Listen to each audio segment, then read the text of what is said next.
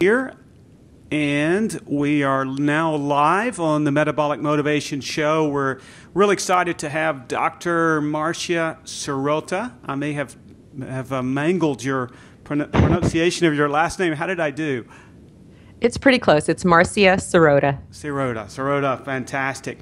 And so Dr. Sirota is a psychiatrist with special interest in helping people overcome addiction and trauma, emotional overeating. And I think you have a book also can you tell us briefly about your backstory and just to get us all started?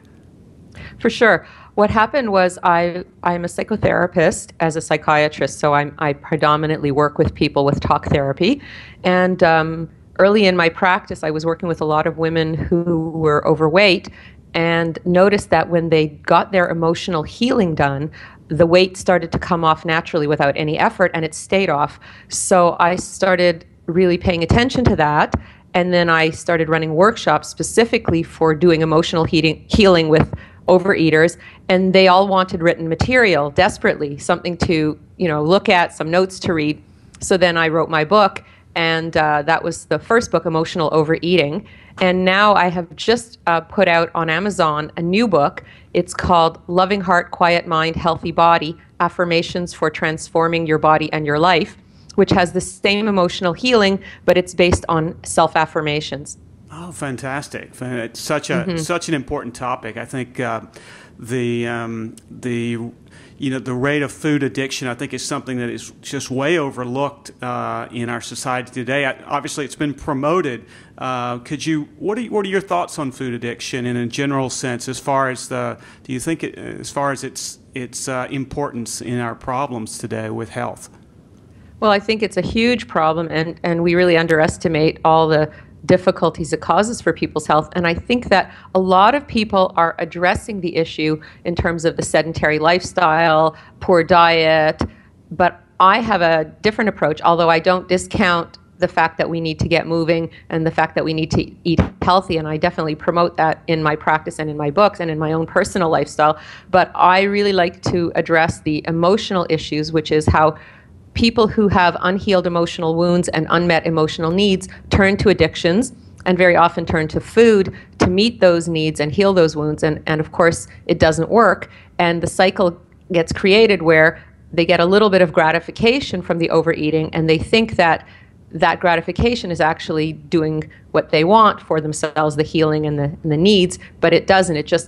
It's pleasure as opposed to happiness. And so Right. they get created, and they get into this vicious circle of overeating, getting a little bit of pleasure, mistaking it for healing, and then continuing to overeat. And then they get guilt and shame over being overweight, and then they Right. overeat to deal with that. So it creates this big vicious circle. So I'm trying to break this circle by helping them love themselves and give themselves the emotional healing that they need, and to meet their own emotional needs through self-love and self-acceptance. And then they won't have the guilt and shame, which also propels the compulsive eating.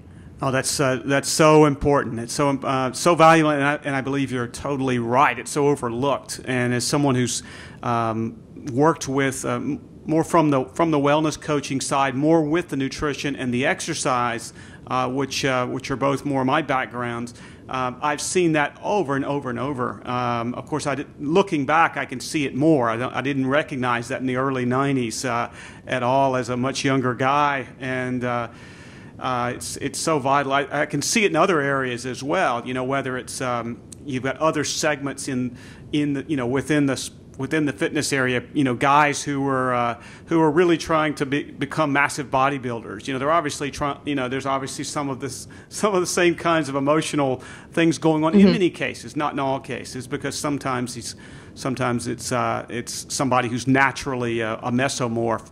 But let's get back to your story. How would you first address? Let's just imagine you have a patient, Jane Doe, who presents a typical case scenario of a person who is dealing with emotional overeating. Maybe they don't recognize that it is an addiction, but you as recognize it. Could you maybe walk us through a typical case scenario? Sure. ironically, very often the last thing we talk about is their overeating, because there's so much shame and discomfort around their addiction and around their weight problem, that to address it directly can be very uncomfortable and very embarrassing. So very often what we do is we just look at what's going on in their life, and we really look back into their childhood. We look for trauma, we look for loss, we look for hurt, disappointment, and any abuse, any abandonment, and we start to do my process of emotional healing and emotional self-nurturing. So everyone has their past explored, and so Jane Doe, if she would come in, we would look at her past, we would look at, you know, what really happened to cause her to overeat, and what is going on today, what compels her to continue overeating, and we would work directly with her emotional needs and her emotional wounds, work to heal those wounds, meet those needs, and then once that's on the go, then we can specifically target more of the issues around eating, nutrition, exercise, things like that. But it's really focusing on more of the root of the problem rather than the symptoms of the problem. Right. Interesting. Fascinating to deal with the root. Well, tell us now, if you would, a bit about the, you also have a program called Ruthless Compassion, and I guess tell us a little bit about that. Okay, well, again, because I work with so many people who have a history of childhood trauma and childhood loss, I realize that people who have a lot of suffering in their life need a particular kind of approach to help them move forward. And I saw that this approach actually is beneficial to everyone. So I developed this concept of ruthless compassion, which later on I discovered is also a Buddhist philosophy, a Buddhist concept, interestingly. Well, you know, I was thinking the same. I was thinking you might have some Buddhist training when I saw that. Well, I don't really have Buddhist training, but I think that, you know, when you have a good idea, someone else has found it before you, most likely. And so this idea that I had was really about combining compassion with a rigorous pursuit of honesty, because I think that the first step in healing is facing the truth about yourself and your life. And so the ruthlessness is really a ruthless pursuit of the unvarnished truth about yourself, your life, and the choices you've been making, but tempered with compassion. So when you discover the truth about yourself, you don't beat yourself up, because I think that emotional acceptance is really essential for moving forward. You have to accept yourself but not be complacent, and you have to see the truth about yourself without beating yourself up. So the ruthless compassion approach is really seeing the truth about yourself with compassion, so that your self-love and self-acceptance and your motivation to have a better life is what moves you forward. And also ruthless compassion with other people, because so many people who have emotional trauma get into relationships where they recreate the problems of their past, and they get treated with disrespect and condescension. So ruthless compassion with others is seeing the truth about your relationships, seeing the truth about other people, stopping justifying and rationalizing bad behavior toward you, demanding to be respected, but not being aggressive about it, just having really clear boundaries, clear limits, and saying, I love myself, I expect to be treated with respect. And so both going inward and outward, it's a very balanced approach, I think. And I think it's very conducive to the emotional healing and nurturing that's required in overcoming addiction and really any problem in life. Yes, so much. There's so much truth to that, and also an area. Now, I assume you're dealing more with women, but do you also have some men that you work with, or is it 100% women, or how does that work? No. I will work with anyone, and in fact, I'm about to start doing some work with a running coach. We're going to be doing some body-mind work, and that's with mixed men and women. And I really feel that this approach applies to everybody. This approach of ruthless compassion and really addressing the emotional issues, because everyone has feelings, everyone has a childhood, everyone has issues that relate to past wounds and past needs. So this approach, I think, is very much universal and can relate to people of all ages and, you know, both genders and any nationality. I think it's quite universal. Oh, that was very interesting. What about another possible scenario? You have, for example, someone who is accustomed to, for whatever reason, they've fallen into a victim role. They, at the same time, they reach out, to someone like me and they want to with the use, most people come to me for fat loss, for working on their metabolism, for the lifestyle things to do that. And it's become pretty evident a lot of times that the constraint, I usually apply the constraint theory quite often and look at what the obstacles are before really creating a game plan with people. And oftentimes, as you noticed, people aren't always able to initially recognize some of the obstacles, but sometimes I'll see the person who's kind of the victim of everything, whether it's the spouse or the children, the boss. And any ideas that you could suggest for helping people get out of a victim role and learn to I guess that's also about compassion? Absolutely.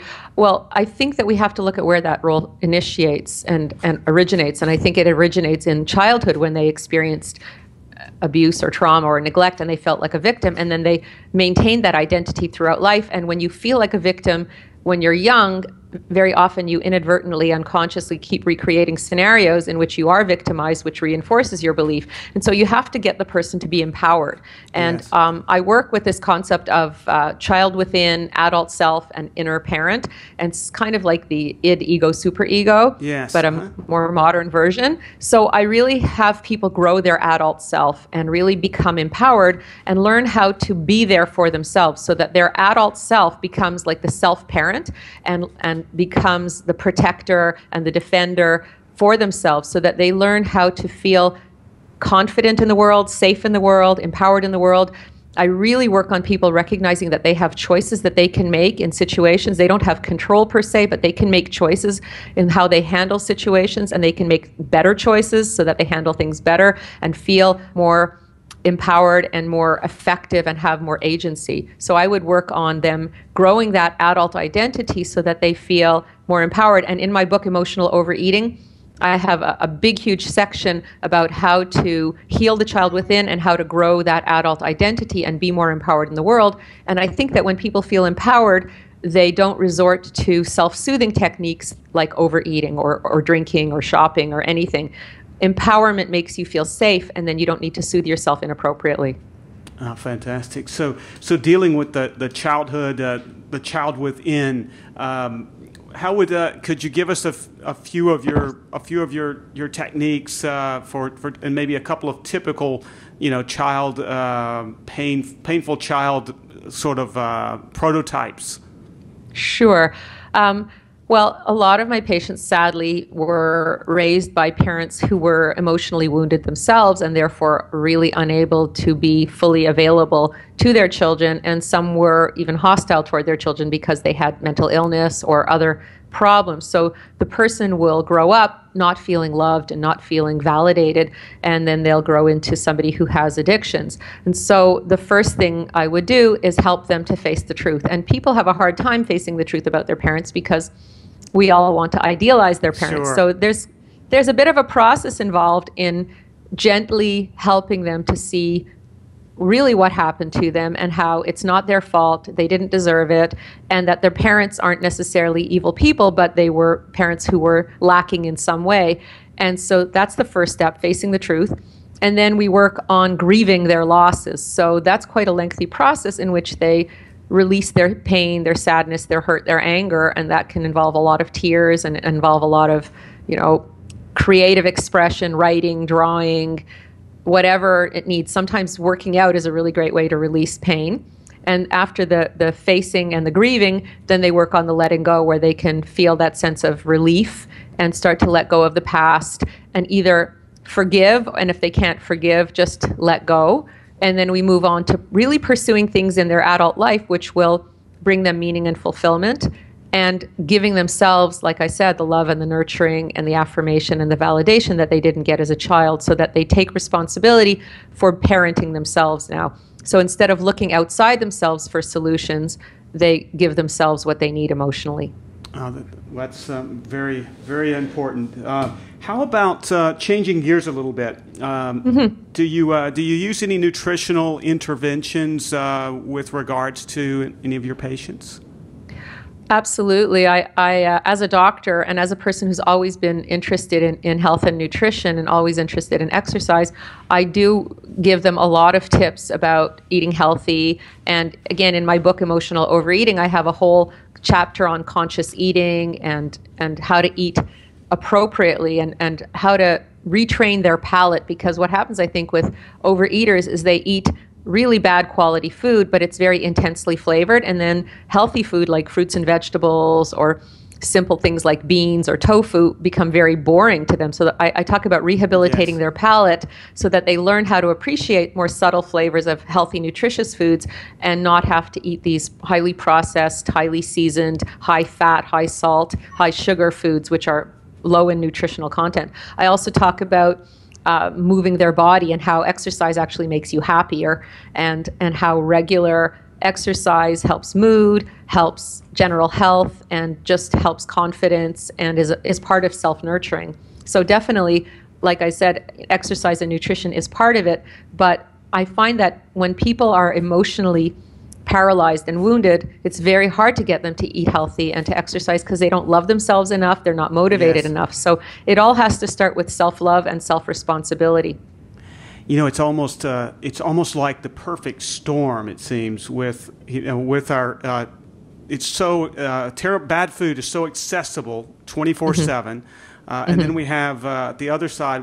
I see so many sleep-deprived people that also affects our hormones and our dysregulation of many things. And then on top of that, you have what we've been talking about with the emotional needs that are oftentimes unmet. And so that's just that. I think what you're doing is so vital, and I think it's overlooked in the health and fitness and wellness areas because. It's almost like feels like we're oftentimes putting a Band-Aid over, a lot of these wounds that are there. And so I salute you for what you're doing. I think I've got a few people I'm going to suggest that they contact you because it would be good for them, and I could see you'd be ideal for this. So let me switch back to nutrition briefly. I was speaking to a psychiatrist a few weeks ago. She's in Oregon, Dr. Ann Childers, and she had mentioned a couple of things that she had some success with that I'd not heard about. And that was one was in looking at B12. After doing blood tests, looking at B12 levels, and she was finding that people with low B12, oftentimes by supplementing with B12, she was able to alleviate a lot of psychological suffering that may have been related to a biochemical imbalance of some sort. I don't know if that's something that's widely done or explored. I'd not really heard of that before. There is a group here in Toronto who are called the Orthomolecular Medicine Group, and they're run by the Canadian Naturopathic College, and they do a lot of work on using supplements and vitamins to help people with mental health. But that's not something that I really know that much about or that I practice, but I wouldn't be adverse to using whatever works as long as it's safe. Sure.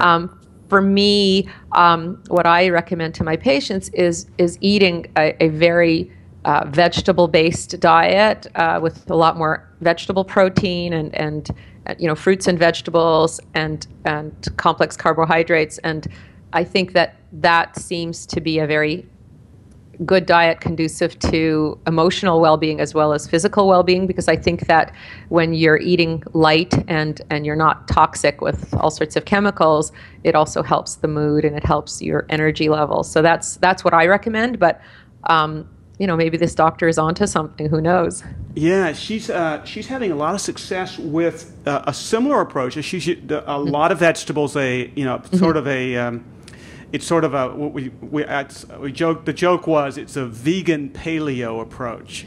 So right. It's a very heavy vegetable, but with animal proteins, but looking very closely at the source of the protein, and differentiating greatly between the factory farmed meat, which we all know is, we don't all know actually, but many people know is full of hormones, antibiotics, and oftentimes GMO. Yeah. food. I mean, if a cow is actually not made to eat grain. A cow is made to eat be pastured, which is something that fundamentally changes the biochemistry of the animal, and then that change, is going to have an effect on us. And so that's sort of what she's been doing, and has been very happy with it. And then also getting, in her situation, was lowering the carbohydrates, not eliminating, but lowering and adding in healthy fats.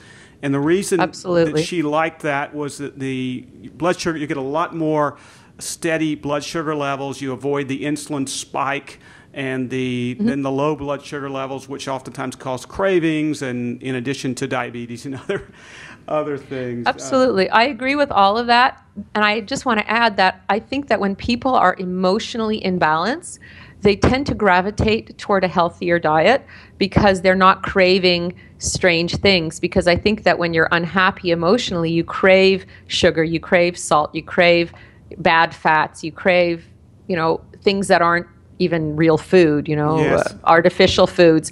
And I think that when people are emotionally more calm and more happy, they actually crave healthy food because they feel more in balance. And so what I'm trying to do on the emotional level is help people create a state of internal balance of, heart, body, and mind, and using affirmations and using self-healing. And I think all of that helps them move toward eating a more healthy diet, and very much like the diet that this other doctor is recommending.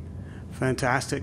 Well, speaking of that, I was speaking to another doctor a few months ago who talked about, I think it was Todd, doesn't matter. In any case, he had done some research on the chemicals that are used within the foods, not just to preserve the food, but his research was, or thought process was, a lot of the foods are engineered to cause cravings using things like MSG. So it's actually a little more devious than maybe many people have realized. So I think it all supports what you're saying as well. By getting off the processed foods, it's much easier to actually, reset the taste for real food. Well, one interesting thing is when I wrote my book, Emotional Overeating, I did a lot of research about addiction and the brain, and sugar and saturated fat acts on the addiction center in the brain in the same way as crack cocaine. And when they tested rats, they saw that they had the same cravings and the same withdrawal when they took the sugar, like the donuts, let's say, away from the rats. So it's very clear that bad food, sugary food, highly salted food, highly fatty food with the bad fats, processed food, white flour, all that kind of food causes the same kind of effects in the brain as drugs, alcohol. So it's obviously not the kind of thing we want to encourage people to eat, because it does really support that cycle of addiction, cravings, withdrawal, binging, further cravings, further withdrawal. So when you get people on clean food, let's call it, fruits, vegetables, complex carbs, clean fats, healthy protein, they're not going to have the same kinds of cravings and withdrawal, and they're not going to have as many binges for sure. And the emotional healing supports that, of course, because they work hand in hand. Right, that's so vital. Well, that just brings to mind another case that I see a lot especially with women who that are ready to make the changes. They're doing, they go in, they're eating clean, they're doing the exercise, they're dealing, they've dealt with some of their emotional issues, but their big obstacle is oftentimes the lack of support from the spouse and the children who are used to, maybe they've got teenage children who are used to they've been eating junk food for 15 years. And any suggestions for a woman who finds herself in that dilemma?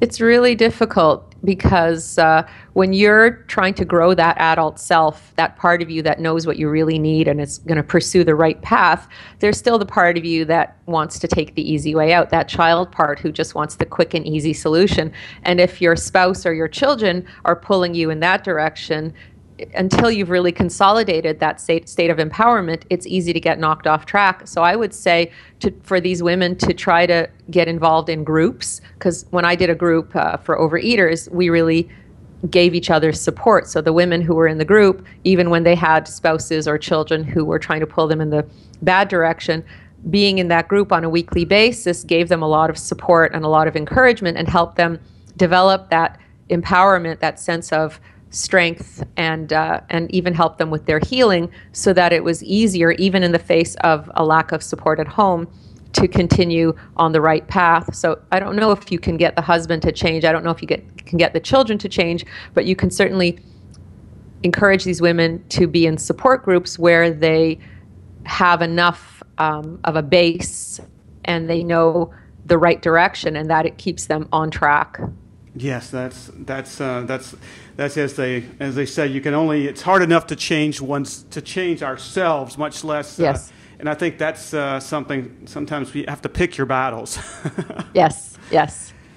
Okay. Well, let me just take a peek at my notes. There's so many things here that are interesting. That I saw that you have a new post, or at least it's relatively new, on conflict and conflict avoidance. Maybe yes. Could we talk about that a little bit? Sure. What would you like to know about that? Well, I think this sort of ties in because I'm seeing this, that situation we just talked about over and over, and with where it's when you get people, people are in the real world, and so for a single person living alone, I think personal change can be much easier, lifestyle change and that sort of thing. But let's face it, most people are all, we're in these dynamic lives with other people in our mm-hmm. lives, and so there are times where we're obviously going to have conflicts, and so maybe talking about how to have a healthy conflict, I think. Absolutely. Versus having a screaming match, which I think is what something that some people grew up with. Like they grew up with that model. They've seen the parents having the screaming match, so they want to avoid that. So they go into the no conflict mode on the other side. Exactly. Well, there's two things I want to say about that. One is that there is definitely a way to have healthy confrontation, and the other is that when you feel more empowered, you don't need to have as much conflict, because you can just set really clear limits, and you can maybe even avoid conflicts because you're being very clear about what you want. But to me, healthy confrontation involves being able to express your feelings and your needs, and then hopefully the other person is reasonable and is going to respect your feelings and needs. And if you attempt to discuss how you feel and what you need with somebody, let's say your partner, and they're defensive, or they try to shut you down, they try to bully you, then you know that you're not going to be able to negotiate with them. So part of healthy confrontation is also having the other person being willing and able to respond appropriately, to be respectful and reasonable toward you. And if they are, then as long as you're both saying, this is how I feel, this is what I need, how can we find some common ground, that would work out. Another part, though, is that sometimes you end up marrying, unfortunately, your father or your mother. It's this unconscious repetition that we get into, where we recreate scenarios from the past because they're familiar and because unconsciously we're trying to work something through. So let's say your best friend or your partner is just like your parent, who was very critical or very rejecting, and that drives you to overeat, say. Well, in our psyche, there's something called the inner opponent, which is the internalization of all the negative voices we heard when we're growing up. I call it the inner parent or the inner critic. And that's that negative self-talk we get into, where we're putting ourselves down, and we need to silence that. And that's also part of the steps I recommend for healing compulsive eating and other addictions. Well, sometimes we also get involved with the outer opponent. And these are the people in our life who put us down, who undermine us, who sabotage us, who are jealous of us, or who are threatened by our success. And so we need to identify those people in our lives, and we need to walk away from those people, because nothing good will come of staying in a relationship with someone who is an outer opponent. And so if unfortunately we've married somebody like that, we either need to do a lot of couples therapy, or we need to get out, because it's not going to end well for anybody if we're in a relationship with somebody who is threatened by our happiness or success, or who needs to keep putting us down. Yes, that's so valuable. That's my mother's actually a psychologist, so I've heard these lessons many, many times. But it's always good to hear them again. And I love the way you describe, the outer critic versus the inner critic, and and the phrase, and using that phrase. I think sometimes just having a way to express the conflict in a way that's not that is a bit rehearsed helps a lot of people. This is how I feel. Yes. This is what I need, and then trying to look for common ground and that sort of thing. Fantastic. Well, the most important thing is not to put the other person on the defensive. You want to build bridges. You don't want to break them down. So when you say how I feel, how I need, as opposed to you did this and you did that, and right. you always and you never, the person is able to hear you. They're not going to get defensive, and they're more willing to negotiate in good faith. Yes, no question, no question. That's fantastic. Just that alone would be worth the. If someone learns that from your book and from this interview, that would be a very valuable tool. And this has been wonderful. I think we could go on, and because you've got such wonderful information. But I know I want to be respectful of your time. And thank you. So I do want to ask you to just to finish up. I like to ask people if from all the things in a without going just in three, if you could give people who want to just have a better, happier life, if it would be 3 tips you would do. Maybe you could, let's say it this way: if you could give yourself 3 tips, 30 years ago, what would you say? I would say face the truth about yourself, other people, and the world around you. Take responsibility for your part in things, but also accord other people the responsibility that they have. And work hard at everything, because the quick and easy solution is a lie. And when you invest time, energy, and effort in the right direction, you're going to have good results. Fantastic stuff. Fantastic. So for those, I'm sure there are people that would like to hear, get in touch with you to, maybe read more of your articles, perhaps get your book. What would be the best way for people to find you online? Well, I have my website, which is www.marciasirotamd, MarciaSirotamD.com. I also have a Twitter at Marcia Sirota. And I have a very nice LinkedIn profile where I've been doing a lot of blogging, and it's under my name, Marcia Sirota. I also have a Facebook professional page called Ruthless Compassion Institute. So there's lots of ways. Or you can just look under Google my name, Marcia Sirota, and you'll see everything. Oh, that's great. Well, your name should be easy to find, I hope. And then also your book, I guess, is on Amazon and Barnes & Noble, yes, and things my books are on Amazon: Emotional Overeating, and my new book, Loving Heart, Quiet Mind, Healthy Body, Affirmations for Transforming Your Body and Your Life. That just came out on Amazon the last couple of weeks. So yes, they should definitely look them up, because all the stuff we've talked about today is contained in those books.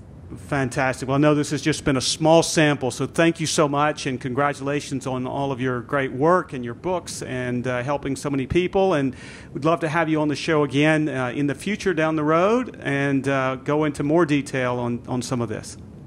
I would love it, Dan. I really appreciate the interview today. It's been really fun. My pleasure. My pleasure. We'll let you know when this is going to be posted. Our show, actually, this will go up first on YouTube, and then we're going to be starting on iTunes in January. We're sort of loading up, and we're going to launch hard and heavy in just after Christmas, and hopefully Wonderful. Get on the new and noteworthy list of which will kind of give us a lot of attention and get our guests like you a lot of attention, hopefully. That sounds wonderful. Fantastic. Thank you so much. My pleasure. My pleasure. We'll be in touch. Have a great day. Well, have a great weekend. You've got the whole day. We're finishing up here. So fantastic. Thanks again. Thank you. Bye. Take care. Bye-bye.